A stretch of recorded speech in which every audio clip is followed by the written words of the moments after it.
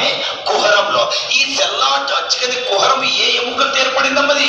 స్పినాయిడల్ bones. ఈ స్పినాయిడల్ bones దేంట్లో భాగం తల్లిది? Cranial bones. ఓకే, కపాల ఎముకలలో ఇవి భాగం తల్లి. దేనికి ఇంత చచ్చిందమ్మా? ఓకే, ఇది ప్లేస్మెంట్. అమ్మా రెండోది మా పరిమాణం, వాల్యూమ్ అంటే మా పరిమాణం. మా పరిమాణం అసలు పీయూష గ్రంథి, ఇది పీయూష గ్రంథి.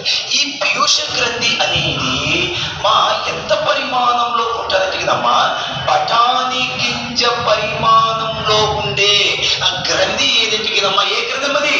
పీయూష గ్రంథి. బఠానీ గింజ లేదా పీనట్ ఎప్పుడని చెప్తారమ్మా. Okay, very good. ఇది పరిమాణం కిందికి వస్తుందమ్మా. ఓకే, రెండో నెక్స్ట్ అమ్మా స్పెషలైజేషన్. స్పెషలైజేషన్ ఇదమ్మా ప్రత్యేకత. What is the main purpose of the pituitary గ్రంథి? ఏం చెప్తామా ప్రత్యేకత గ్రంథి?